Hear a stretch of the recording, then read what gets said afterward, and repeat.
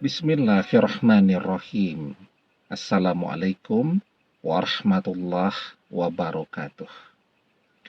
Bapak-bapak, ibu-ibu, mas-mas, mbak-mbak, khususnya adik-adikku sekalian yang dirahmati Allah dimanapun Anda berada. Kembali di Iip Channel bersama saya, Iip Wijayanto. Kali ini kita akan membahas tema saat kamu ridho mantan mengkhianatimu. Saat itulah tanda waktunya ia kembali sudah dekat. Ya. Jadi apa yang kita rasakan pada saat ini? Ada orang yang berdoa, tapi isi doanya adalah kemarahan. Dia berdoa agar mantannya bangkrut, agar mantannya begini, agar mantannya begitu, agar mantannya menderita, lebih menderita daripada apa yang dia rasakan. Ya. Apa berdoa yang begitu tidak diperbolehkan? Diperbolehkan. Dan doa yang demikian pun akan terkabul. Karena seperti yang sering kita bahas, bahwa doa orang yang dikhianati, doa orang yang terzolimi, itu adalah doa yang terkabul. Da'watul mazlumi mustajabah, wa in kana fajiran fafujuruhu ala nafsi. Doa orang yang terzolimi adalah doa yang terkabul. Tapi, saya kan juga sering bilang, sebenarnya daripada berdoa yang demikian, berdoa yang baik-baik untuk mantan itu lebih baik. Ya, karena sebenarnya ketika kita berdoa dengan kemarahan, itu juga tanda bahwa kita masih amat sangat mencintai dia. Kita tidak ridho kalau dia sampai dimiliki oleh orang lain. Kita merasa orang yang paling capek untuk mengantarkan dia kepada kesuksesannya. Tapi kenapa sekarang dia tidak menghargai kita?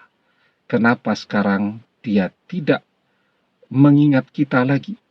Kenapa dia tidak pernah mengakui kehadiran kita?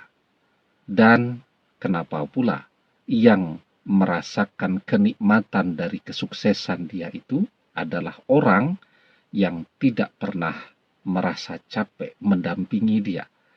Artinya, kita tidak ridho mantan dimiliki oleh orang lain, itu yang menyebabkan kita berdoa dengan penuh kemarahan tadi. Ya, kalau mantan jodoh kita, dan doa-doa kita agar mantan menderita, agar mantan bangkrut, agar mantan menganggur, dan seterusnya itu terkabul, dia jodoh kita. Dia kembali kepada kita dalam keadaan tidak punya apa-apa. Sekuat apapun dia berusaha kemudian untuk bisa bangkit kembali, selalu yang dia temui kegagalan. Kan yang susah kita juga ketika ternyata mantan ini ditakdirkan untuk jadi jodoh kita. Artinya sekarang dia memang sedang berpaling, tetapi sesungguhnya berpalingnya untuk kembali kepada kita selamanya. Nah, karena itu kan saya juga selalu mengatakan berdoa agar mantan bangkrut dan seterusnya itu boleh, tetapi akan lebih baik lagi jika kita berdoa agar dia sadar untuk bisa kembali kepada kita dalam keadaan yang lebih baik daripada mantan yang kita kenal dulu. Nah, itu kalau kita bisa berdoa yang baik-baik ya, itu menunjukkan bahwa kita ridho. Paling tidak kita sedang belajar untuk ridho. Ridho itu artinya rela. Ya, kurang lebih begitu artinya ya. Rela dengan apapun yang terjadi dalam kehidupan kita pada saat ini. Tentu yang terberat yang harus kita jalani adalah keadaan di mana mantan sudah mengkhianati kita, di mana mantan hanya mau memanfaatkan kita, di mana mantan sekarang sudah bahagia bersama orang ketiga. Kalau kita belum ridho, mantan dengan doa-doa kita, insya Allah akan kembali, tapi masih lama.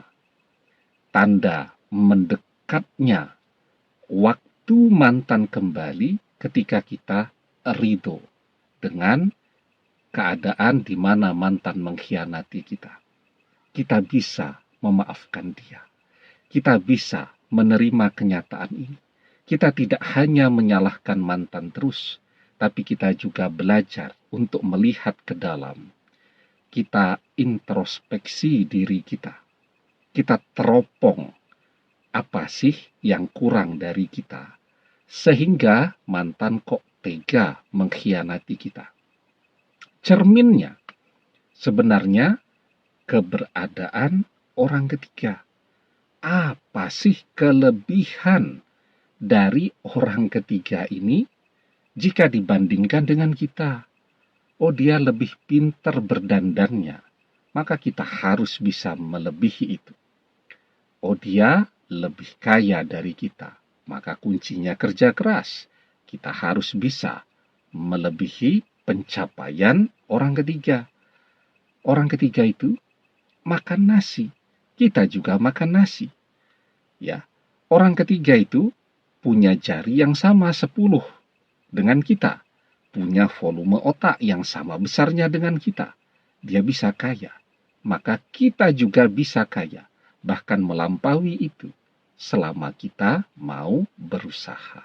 Nah, jadi kita introspeksi diri, kita juga memperbaiki diri, kita tingkatkan kapasitas diri kita sekarang, ya, dan kita belajar untuk menerima kenyataan. Ketika kita ridho, itu adalah tanda yang sangat jelas. Ridho itu hati kita sekarang terasa ringan, ya. Beban di pundak kita terasa ringan. Lalu kemarin ada teman yang bilang, aku lihat mantanmu lagi boncengan tuh dengan orang lain. Wah, itu rasanya kita marahnya luar biasa. Bisa ndak tidur semalam suntuk. Tetapi sekarang kita mendengarkan yang begitu-begitu, ya kita tersenyum saja. Tidak ada beban apapun pada diri kita, ya. Nah, itu menunjukkan bahwa kita sudah ridho dengan apapun yang sudah mantan lakukan terhadap diri kita. Ridho yang kita rasakan itu adalah pertanda bahwa pertolongan Allah untuk kita sudah dekat.